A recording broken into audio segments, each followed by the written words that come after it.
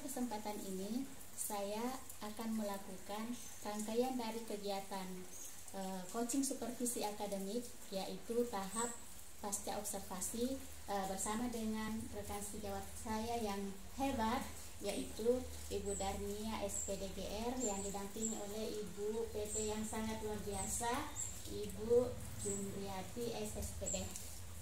Bagaimana Bu, bisa saya mulai? Baik, kita mulai ya. Selamat siang Bu Darnia. Siang Bu. Bagaimana kabarnya hari ini Bu? Alhamdulillah baik. Masya Allah, luar biasa ya Bu Darnia, kelihatan sangat bersemangat hari ini ya Bu. Terima kasih ya Bu sudah bersedia meluangkan waktunya untuk berbincang-bincang dengan saya pada proses serangkaian kegiatan coaching supervisi akademik ini, dan kita sudah berada di tahap pasca observasi ya Bu ya.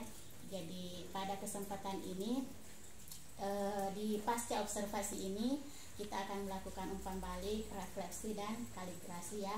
Selain itu kita akan mendiskusikan pengembangan kedepannya yang sesuai dengan data hasil observasi yang sudah kita lakukan di kelas ya Bu. Nah, seperti biasa ya Bu, jadi kita di sini sebagai mitra. Sebelum kita panjang lebar, kita sampaikan dulu Bu Darnia, kira-kira apa harapan yang diinginkan dari hasil perbincangan kita hari ini Bu? Ya, harapan saya dari hasil perbincangan kita kali ini untuk lebih mengembangkan pembelajaran yang lebih mantap lagi ke depannya. Wow, jadi pembelajarannya sudah mantap, mau dikembangkan lagi pastinya akan lebih mantap lagi ya Bu. Mudah-mudahan Bu. Baik Bu, terkait tujuan Ibu, harapan yang ingin Ibu capai, saya ingin mengajukan beberapa pertanyaan. Boleh ya Bu? Boleh Bu. Sebelumnya kita refleksi dulu ya hasil pembelajaran yang sudah dilakukan. Bagaimana perasaan Ibu Darnia nih setelah melakukan proses pembelajaran? Ya, perasaan saya, kalau ditanya perasaan pastinya senang. Perasaan saya lega, akhirnya pembelajaran yang telah saya lakukan berjalan dengan lancar. Jadi alhamdulillah ya, berjalan dengan lancar pembelajarannya. Nah, apa hal baik yang terjadi atau yang dilakukan di dalam pembelajaran Ibu tersebut? Ya, seperti yang telah saya lakukan di dalam pembelajaran saya memberikan ice breaking di awal pembelajaran. Nah, di situ terlihat siswa sangat antusias, bersemangat dan tertarik untuk mengikuti pembelajaran saya. Ya, jadi luar biasa ya. Jadi dari mahasiswa hal yang luar biasa sekali kalau siswa kita bisa antusias ya dalam pembelajaran. Baik Bu Darnia, saya juga ingin menyampaikan hasil observasi saya sesuai dengan data observasi saya, sesuai dengan percakapan kita waktu itu di pra-observasi ya. Jadi di pra-observasi itu ada 4 aspek dan strategi pengembangan yang Ibu Darnia ingin kembangkan waktu itu. Nah, berdasarkan data hasil observasi yang sudah saya lakukan di kelasnya Ibu Darnia, jadi keempat aspek tersebut yaitu yang pertama, mengkondisikan murid untuk belajar melalui ice breaking. Ini sudah menurut pengamatan saya sesuai dengan data di kelasnya Ibu Darnia itu sudah ada dilakukan. Jadi Ibu Darnia sudah menyiapkan fisik dan psikis murid, mengkondisikan murid untuk belajar dengan memberikan ice breaking. Yang kedua, pada tahap pra-observasi Ibu Darnia juga menyampaikan strategi pengembangan, strategi berdiferensiasi ya, pembelajaran berdiferensiasi. Nah, selanjutnya diferensiasi kontennya itu juga sudah terlihat di mana Ibu Darnia sudah menyajikan materi menggunakan media yang bervariasi ya. Jadi ada video untuk murid yang audiovisual, kemudian disajikan juga handout bahan ajar ya untuk murid yang visual, dan penampilan PPT juga yang menarik ya Bu. Jadi di situ sudah jelas diferensiasi kontennya sesuai dengan rencana pada observasinya ya Bu. Selanjutnya di diferensiasi proses sesuai dengan catatan observasi saya juga sudah terlihat Ibu Darnia melakukan diferensiasi proses dengan mengelompokkan murid sesuai dengan kesiapan belajarnya. Ya, jadi di situ di dalam pembelajarannya Ibu sudah melakukan diferensiasi proses. Ya, selanjutnya dari segi diferensiasi produknya sesuai dengan perencanaan juga sudah terlaksana dengan baik. Yang saya lihat di pembelajarannya Ibu sudah memvariasikan jenis tagihan produk murid dalam bentuk ada bahan presentasi, kemudian murid juga yang tertarik mendesain grafik diberikan kesempatan untuk mendesain grafik sesuai dengan minat dan kesiapan murid tersebut. Jadi catatan saya bahwa aspek dan strategi pengembangan yang direncanakan sesuai dengan percakapan kita di pasca observasi itu terlaksana dengan baik semuanya. Ya, jadi luar biasa sekali Ibu Darnia ya.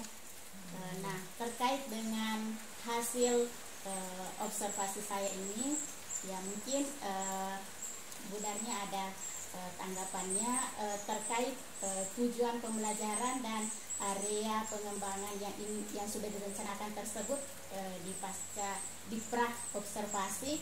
Bisa Ibu ceritakan capaian-capaian yang sudah terlaksana dengan baik sesuai dengan indikator ketercapaian pengembangan yang Ibu harapkan. Ya, seperti yang kita sampaikan tadi bahwa ada 4 tujuan pembelajaran yang ingin saya capai pada pelaksanaan pembelajaran tersebut. Yang pertama menyebutkan gangguan penyakit pada sistem pencernaan, menjelaskan penyebabnya, menganalisis hubungan penyebab gangguan penyakit pada sistem pencernaan dan upaya memelihara kesehatan, dan kemudian menyebutkan LKPD terkait gangguan penyakit pada sistem pencernaan. Nah, itu ada 4 tujuan. Nah, untuk ya seperti yang kita tadi sampaikan bahwa saya menggunakan untuk mencapai tujuan tersebut, saya menggunakan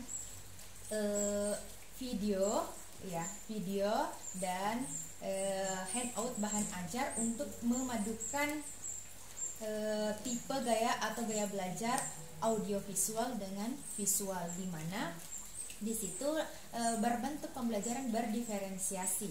Nah, di situ peserta didik sangat terbantu dengan adanya video dan handout atau bahan ajar tersebut. Peserta didik bisa memahami, memberikan tanggapan, membuat pertanyaan, mempresentasikan dengan baik dengan adanya bantuan tersebut. Nah, terkait daripada area pengembangannya, keterampilan menganalisis gangguan penyakit pada sistem pencernaan, seperti tadi telah kita sampaikan, betul bahwa saya menggunakan LKPD. Nah, LKPD ini saya buat bervariasi karena ini adalah merupakan pembelajaran berdiferensiasi. Nah, di mana di sini LKPD-nya ada yang hanya mengkaji dari segi gangguan penyakitnya, ada yang hanya lebih mengkaji lebih dalam lagi terkait terkait gangguan penyakit dengan studi kasus. Nah, kemudian yang terakhir ada juga yang studi kasus kemudian dibuatkan grafik presentasi. Nah, di situ peserta didik bisa melihat, menarik kesimpulan data-data yang diperoleh dari studi kasus tersebut kemudian dituangkan ke grafik. Nah, dari LKPD yang saya sajikan tersebut bisa dilihat bahwa peserta didik ini sudah dapat menganalisis, memecahkan masalah dengan sajian-sajian produk tersebut. Wow, luar biasa ya Bu Darnia. Berarti tujuan pembelajaran dan area pengembangannya itu bisa dilihat dari mereka mengerjakan produk hasilnya ya, dari LKPD-nya yang dikerjakan itu sudah tercapai ya, sesuai dengan kemampuannya untuk menganalisis gangguan penyakit pada pencernaan itu ya Bu ya. Luar biasa Bu Darnia. Selanjutnya menurut Bu Darnia, apa hal-hal yang masih perlu diperbaiki atau perlu ditingkatkan dari pembelajaran yang sudah dilaksanakan tersebut? Ya, hal-hal yang perlu diperbaiki, ditingkatkan. Nah, terkait pengembangan dalam hal strategi pembelajaran berdiferensiasi ini masih perlu. Ya. Oh ya, jadi Bu Darnia merasa masih ingin mengembangkan ya, terkait dengan pembelajaran berdiferensiasi ya Bu ya. Baik Bu. Jadi untuk bisa mencapai strategi pengembangannya ini kira-kira apa tujuan yang ingin Ibu laksanakan? Apa tujuan dari aspek pengembangan tersebut? Ya, tujuannya agar saya bisa mengaktualisasi potensi-potensi terbaik dari peserta didik tersebut. Ya, jadi tujuan pengembangannya ingin mengaktualisasikan ya potensi terbaik dari murid tersebut. Luar biasa Bu ya. Jadi selanjutnya apa tolak ukur keberhasilan dari aktivitas pengembangan tersebut? Ya, dari kalau mau dilihat dari tolak ukurnya, ya pastinya peserta didik ini sudah mampu memahami, menganalisis, memecahkan masalah terkait gangguan pencernaan. Nah, selanjutnya dari segi keaktifan, kreativitas dalam menyelesaikan produk-produk yang saya sajikan. Oh iya, jadi selanjutnya pendukung yang Ibu butuhkan untuk bisa melaksanakan aspek pengembangan tersebut. Nah, pendukungnya di sini saya harus melakukan tes diagnostik. Nah, di mana di sini saya bisa memetakan kebutuhan belajar peserta didik. Nah, dari kebutuhan belajar ini saya bisa menentukan media, sarana dan prasarana yang diperlukan. Luar biasa ya Bu. Kira-kira berapa lama waktu yang dibutuhkan untuk aktivitas pengembangan ini? Kira-kira mungkin 2 minggu, Bu. 2 minggu ya. Selain mengembangkan pembelajaran berdiferensiasi, apakah Ibu Darnia ingin masih ada aktivitas-aktivitas pengembangan yang lain yang ingin dikembangkan? Ya, dari saya ingin lebih mengembangkan lagi kemampuan siswa terkait soal HOTS. Oh iya, kemampuan terkait soal HOTS ya. Apa tujuan yang ingin dicapai dari aktivitas pengembangan ini terkait peningkatan soal HOTS? Nah, tujuan yang ingin saya capai di sini yaitu untuk lebih mengembangkan kemampuan berpikir tingkat tinggi peserta didik. Oh iya, kemampuan berpikir HOTS ya. Iya, berpikir HOTS. Ukuran keberhasilannya apa Bu? Ya, ukuran keberhasilannya peserta didik sudah mampu menjawab soal-soal HOTS. Ya, seperti yang kita ketahui bahwa selama ini mungkin peserta didik hanya mampu menjawab soal-soal LOTS. Bagaimana dia bisa terlatih untuk dapat menyelesaikan soal-soal HOTS. Luar biasa Bu. Pendukung yang dibutuhkan untuk bisa terlaksananya? Ya, pendukung pastinya jaringan internet untuk kita bereksplorasi, mengkaji lebih dalam lagi, mencari contoh-contoh soal terkait soal HOTS, teknik-teknik, memberikan contoh soal tersebut agar mudah dikerjakan oleh peserta didik itu sendiri. Luar biasa Bu. Berapa lama kira-kira waktu yang dibutuhkan untuk aktivitas pengembangan ini? Sekitar 2 minggu, Bu. Biasa Bu. Nah, selain yang 2 tadi, selain pembelajaran berdiferensiasi, peningkatan murid dalam menjawab soal HOTS, masih ada aspek pengembangan yang lain? Ya, mungkin untuk saat ini difokuskan dulu untuk dua agenda tersebut. Oh ya, jadi ada 2 ya fokusnya di Darnia untuk dikembangkan ya sesuai dengan hasil observasi pembelajarannya. Iya, Bu. Selanjutnya, apa komitmen Ibu untuk melaksanakan aktivitas pengembangan yang sudah direncanakan ini? Ya, pastinya menyiapkan alat dan bahannya.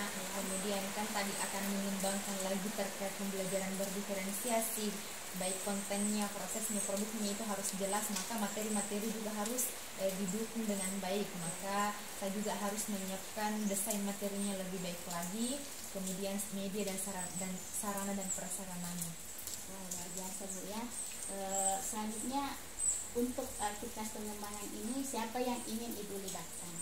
Ya, pastinya kita tinggal di naungan kita, yaitu pastinya kepala sekolah, teman-teman sejawat, ya sesama guru IPA misalnya. Ya, itu Bu. Luar biasa sekali ya Bu, ide-idenya Bu Darnia ini untuk pengembangan pembelajaran kedepannya sangat luar biasa. Nah, ini akhir dari sesi percakapan pasca observasi kita ya Bu. Apakah bisa Ibu bisa menyampaikan apa manfaat yang diperoleh dari hasil percakapan kita, Bu? Ya, manfaatnya pastinya saya bisa merefleksi pembelajaran saya bisa menemukan ide-ide yang bisa menjawab, membantu saya memperbaiki pembelajaran saya ke depannya. Luar biasa, Bu. Bagaimana perasaannya, Bu, setelah melakukan percakapan pasca observasi? Ya, pastinya saya senang, bersemangat dan lega. Akhirnya unek-unek saya, curahan hati saya terkait pembelajaran yang telah saya lakukan itu dapat terjawab hari ini dan melahirkan solusi. Luar biasa ya Bu Darnia. Saya juga sangat senang berbincang-bincang dengan Bu Darnia karena ide-ide Bu Darnia dari jawaban-jawaban yang diajukan itu sangat menginspirasi saya. Bagaimana saya juga bisa mengembangkan pembelajaran saya ke depannya. Terima kasih banyak ya Ibu Darnia. Sampai ketemu lagi nantinya ya, kita bahas lagi ini pengembangan-pengembangannya insya Allah ke depan. Bagaimana hasil-hasil atau mungkin ada kendala-kendala yang dihadapi, kita ketemu lagi ya Bu. Iya Bu. Ya, terima kasih Bu. Assalamualaikum warahmatullahi wabarakatuh. Waalaikumsalam warahmatullahi wabarakatuh. Demikian tadi pelaksanaan pasca observasi. Mungkin Ibu TP bisa memberikan kembali tanggapan, saran-saran, masukan untuk perbaikan ke depannya. Bagaimana saya bisa melakukan pasca observasi atau coaching supervisi akademik secara umum. Terima kasih untuk menyampaikan. Tadi proses coachingnya sudah luar biasa, dimana Ibu CBT sudah menyampaikan hasil observasinya seperti apa, kemudian minta umpan balik dari rekan sejawat yang melakukan pembelajaran, dan sepertinya antara CBT dengan rekan sejawat sudah punya sedikit sendiri ya, dimana pembelajaran diferensiasi sudah dipahami semua masing-masing apa yang harus dibutuhkan dalam diferensiasi itu, baik konten maupun proses maupun produknya itu sudah dipahami semua, dan proses-prosesnya juga sudah berlangsung dengan sesuai dengan prinsip-prinsip coaching yang harus kita pahami, itu sudah dilaksanakan. Mungkin pada saat memberikan di akhir kita mungkin perlu penguatan tentang apa yang sudah kita berbincangkan dari awal sampai akhir. Jadi penguatan misal diferensiasi konten seperti ini, diferensiasi proses seperti ini, begitu dengan diferensiasi produk kita masukkan pada beberapa prinsip yang akan kita lakukan pada pembelajaran. Kemudian dalam kompetensi sebelumnya juga dimasukkan dalam aplikasi pembelajaran yang sesuai dengan materi yang kita lakukan pada hari ini. Yang mungkin kita bisa lakukan. Baik, terima kasih atas saran-sarannya. Insya Allah